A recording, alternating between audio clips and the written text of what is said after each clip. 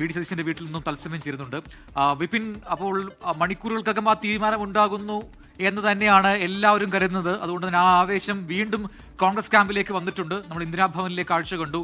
എന്താണ് ഇപ്പോൾ ആലുവ ദേശത്ത് നിന്നുള്ള ഏറ്റവും പുതിയ വിവരങ്ങൾ? അവിടെ സതീശന്റെ വീട്ടിൽ ആരൊക്കെയുണ്ട്? പ്രവർത്തകർ എന്താണ് പറയുന്നത്? പ്രജിൻ, ആ തീരുമാനം അത് വി.ഡി. സതീശന് അനുകൂലമായിരിക്കും. അദ്ദേഹം കേരളത്തിന്റെ മുഖ്യമന്ത്രിയാകുമെന്ന തികഞ്ഞ ആത്മവിശ്വാസത്തിലാണ് പ്രവർത്തകരാകെയുള്ളത്. അതിരാവിലെ മുതൽ തന്നെ നിരവധി പ്രവർത്തകർ, കോൺഗ്രസിന്റെ നേതാക്കൾ, പ്രാദേശിക നേതാക്കൾ, ഒപ്പം മുഹമ്മദ് ഷിയാസ് ഉൾപ്പെടെയുള്ളവർ ഇവിടേക്ക് എത്തിയിരുന്നു. മുഹമ്മദ് ഷിയാസ് ഉൾപ്പെടെയുള്ളവർ ഇപ്പോഴും വി.ഡി. സതീശനുമായി അകത്ത് ഉണ്ട്.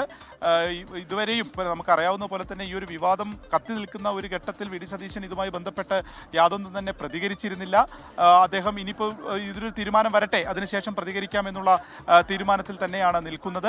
ഇതിൽ മറ്റൊരു പ്രധാനപ്പെട്ട ഒരു കാര്യമുള്ളത്, കൊച്ചിയുടെ മേയറും DCC അധ്യക്ഷനും രാവിലെ തന്നെ വീട്ടിലേക്ക് എത്തുകയും അദ്ദേഹം ഈ കൂടിക്കാഴ്ച നടത്തുകയും ചെയ്തിരുന്നു. മുസ്ലിം ലീഗിന്റെ വളരെ വലിയ പിന്തുണ ഇപ്പോഴും വി.ഡി. സതീശന് നിൽക്കുകയും ചെയ്യുകയാണ്. വീട്ടിലെ കാഴ്ചകളാണിത്.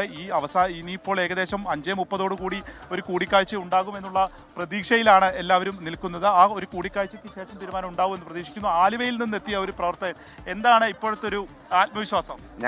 പൂർണ്ണമായും ഞങ്ങളുടെ ആത്മവിശ്വാസം വി.ഡി. സതീശൻ മുഖ്യമന്ത്രിയായിരിക്കും. അതിൽ യാതൊരു മാറ്റം ഉണ്ടാവില്ല. ഹൈക്കമാൻഡ് ഒരു മാറ്റത്തിന് തയ്യാറാവില്ല. കാരണം 90% വരുന്ന കേരളത്തിലെ ജനസമൂഹം വി.ഡി. സതീശന് നെഞ്ചിലേറ്റി കഴിഞ്ഞു. ഇനി അത് മാറ്റം ഉണ്ടാവാൻ സാധ്യത. കേരള ജനതയുടെ ആഗ്രഹമാണ്, അതാണ് നീതി അതിനപ്പുറത്തേക്കില്ല. പിന്നെ വി.ഡി. ആവണമെന്ന് തന്നെയാണ് ഈ കേരളത്തിലെ മുഴുവൻ ജനം ആഗ്രഹിക്കുന്നത്. അതിനപ്പുറത്തേക്ക് ഒരു ചിന്തയില്ല. ഇതിങ്ങനെ ഈ ഒരു കട്ട വെയിറ്റിംഗ് കുറച്ച് അധികമായോ? ദിവസങ്ങളായോ? അത് ഞങ്ങൾ എത്ര വേണമെങ്കിലും വെയിറ്റ് ചെയ്യാൻ തയ്യാറാണ്. ഞങ്ങളുടെ നേതാവ് മുഖ്യമന്ത്രി ആയാൽ മതി. എത്ര വേണമെങ്കിലും ഞങ്ങൾ വെയിറ്റ് ചെയ്യും. അത് പ്രശ്നമല്ല, അതൊരു പ്രശ്നമല്ല. പക്ഷെ തീരുമാനം അനുകൂലമായിരിക്കണം. അനുകൂലമായിരിക്കും, സംശയമില്ല. 100% ഞങ്ങൾ പ്രതീക്ഷ. തീർച്ചയായിട്ടും വി.ഡി. സതീശനെ മുഖ്യമന്ത്രിയായിട്ട് AICC പ്രഖ്യാപിക്കുമെന്ന് തന്നെയാണ് ഞങ്ങളുടെ പ്രതീക്ഷ. ഞാൻ പറവൂരിന്നാണ്. അതെ. ഞങ്ങളവിടെ കാത്തിരിക്കുകയായിരുന്നു. പക്ഷേ അദ്ദേഹത്തിന് ഇവിടുന്ന് ഇറങ്ങി വരാൻ പറ്റുന്നില്ല. അത്രയും ജനമാണ്. ഞങ്ങൾ ഒരു 3/4 മണിക്കൂർ ബ്ലോക്കിൽ പെട്ടിട്ടാണ് ഇങ്ങോട്ട് കടന്നു വന്നിരിക്കുന്നത്. ആളുകൾ തടിച്ചുകൂടിയിരിക്കുകയാണ്. കാരണം അവരുടെ പ്രതീക്ഷയാണ്, ഭാവി കേരളത്തിന്റെ പ്രതീക്ഷയാണ്. അദ്ദേഹത്തിന് അതിനുള്ള കഴിവുണ്ട്, ഇച്ഛാശക്തിയുണ്ട്, ദീർഘവീക്ഷണമുണ്ട്, എല്ലാത്തിനുള്ള കരുത്തുണ്ട്. അത് കരുത്തുള്ള നായകനാണ് വി.ഡി. സതീശൻ. തീർച്ചയായിട്ടും. ഞാൻ കൊല്ലത്തുനിന്ന് രാവിലെ തീർച്ചയായിട്ടും അദ്ദേഹത്തെ കണ്ട് ഇന്നൊരു പ്രഖ്യാപനം ഉണ്ടാവുമെന്നുള്ളതിന്റെ അടിസ്ഥാനത്തിലാണ് രാവിലെ ഇവിടെ എത്തിയത്. രാവിലെ തന്നെ പ്രതിപക്ഷ നേതാവായിട്ട് രാവിലെ കാണാനും പറ്റിയിട്ടുണ്ട്. തീർച്ചയായിട്ടും കേരളത്തിലെ സാധാരണക്കാരന്റെ ഒരു പ്രതീക്ഷയാണ് ശ്രീ വി.ഡി. സതീശൻ അനുകൂലമാകുന്നുള്ള പ്രതീക്ഷയിലാണ് ഞങ്ങൾ ഓരോരുത്തരും. അപ്പോൾ പ്രവർത്തകർ എല്ലാം തന്നെ വളരെ വൈകാരികമായിട്ടാണ് പ്രജിൻ നമ്മളോട് ഒക്കെ സംസാരിക്കുന്നത്. കഴിഞ്ഞതിലൊക്കെ നമ്മൾ കേട്ടതാണ്. കാരണം അതല്ലാതെ മറ്റൊന്നൊരു നീതിയല്ല എന്നുള്ളതിൽ തന്നെ ഇപ്പോഴും ഉറച്ചു നിൽക്കുന്നു. ആ ഒരു ആത്മവിശ്വാസം വി.ഡി. സതീശൻ ക്യാമ്പിനുണ്ട്. അതിന്റെ ഒരു ഇമ്പാക്റ്റ് ആണ് നമ്മൾ ഈ കാണുന്നത്. കാരണം പല ഭാഗങ്ങളിൽ നിന്ന് വന്നിട്ടുള്ള പ്രവർത്തകരും നാട്ടുകാരും ജനങ്ങളും ഉൾപ്പെടെ വീട്ടിലേക്ക് കൂടുതൽ ആളുകൾ എത്തുകയാണ്. എൽദോസ് കുന്നപ്പള്ളി മുൻ MLA ഇപ്പോൾ ഇവിടെ എത്തിയിട്ടുണ്ട്. അദ്ദേഹം നേരത്തെ തന്നെ ഈ സ്ഥലത്തേക്ക് എത്തിയിരുന്നു. എങ്ങനെയായിരിക്കും, എന്താണ് ഒരു ആത്മവിശ്വാസം?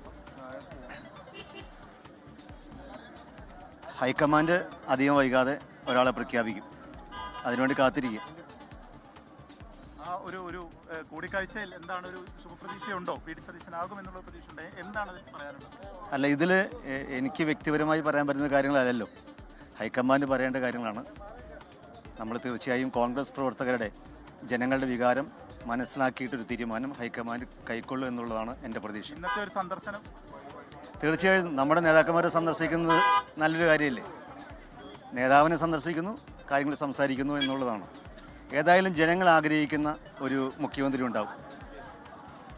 അതാണ് എൽദോസ് കുന്നപ്പള്ളി പറയുന്നത്. ജനങ്ങൾ ആഗ്രഹിക്കുന്ന ഒരു മുഖ്യമന്ത്രി അത് ആരായിരിക്കും എന്നുള്ളതാണ്. അത് ഹൈക്കമാൻഡ് അതിന്റെ എങ്ങനെയായിരിക്കും ഒരു പച്ചക്കൊടി എന്നുള്ളത് കൂടി ഏറ്റവും പ്രധാനമായിട്ടുള്ള ഒരു കാര്യമാണ്. ഇനിയിപ്പോൾ വളരെ കുറച്ച് സമയം മാത്രമേ ബാക്കിയുള്ളൂ. 5:30 തന്നെ ഡൽഹിയിൽ ആ നിർണായക യോഗം നടക്കാനിരിക്കുകയാണ്, കൂടിക്കാഴ്ച നടക്കാനിരിക്കുകയാണ്. അതിനുശേഷം അറിയാം ആരായിരിക്കും കേരളത്തിന്റെ അടുത്ത മുഖ്യമന്ത്രി എന്നുള്ള കാര്യം.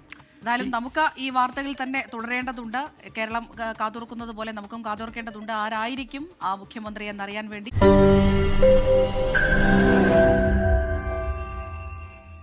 ലോകത്തെവിടെയായാലും ഏത് സമയത്തും 24 വാർത്തകളും ഓഗ്മെന്റഡ് റിയാലിറ്റി പാക്കേജുകളും എക്സ്പ്ലെയിനറുകളും വിശദമായി കാണാൻ ഞങ്ങളുടെ YouTube ചാനൽ നിങ്ങൾക്ക് സബ്സ്ക്രൈബ് ചെയ്യാം.